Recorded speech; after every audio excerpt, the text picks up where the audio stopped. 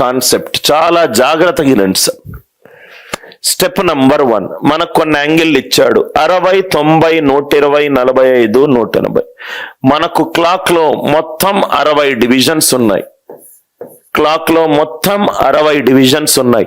60 divisions మొత్తం ఎంత angle? 360 డిగ్రీల యాంగిల్.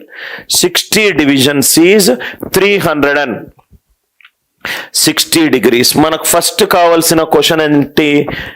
60 డిగ్రీలు. అన్నిటినీ డివిజన్స్ వైపు మార్చుకోండి.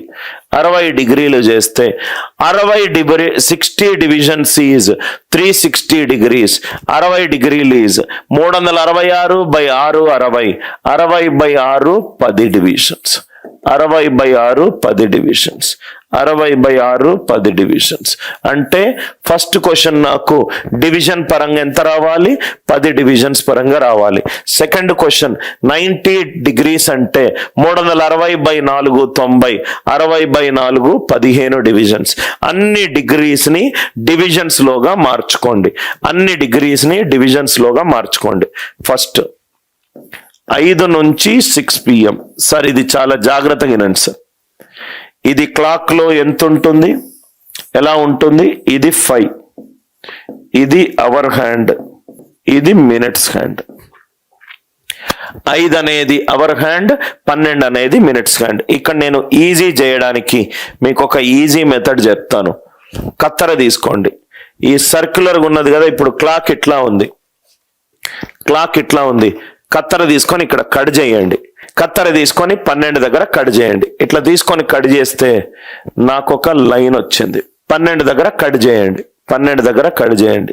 ఇది 12, ఇది 5. కట్ చేయండి. Are you all with me? ఇదేమో అవర్ హ్యాండ్. మొత్తము ఎన్ని గంటల తేడా ఉంది? ఎన్ని గంటల తేడా ఉంది? 5 to 6 PM. ఎన్ని గంటల తేడా ఉంది? 5 hours తేడా ఉంది. ఆల్రెడీ మనం చదువుకున్నాము. 12 గంటలు ఈజ్ 60 డివిజన్లు.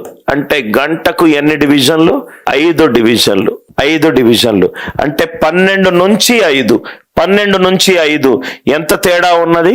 25 డివిజన్లు తేడా ఉంది.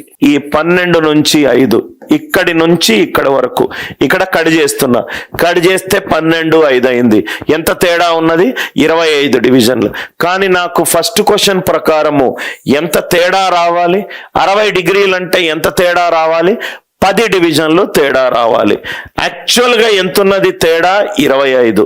నాకు కావాల్సిందేమో 10. అంటే ఆన్సర్ ఏమవుతుందంటే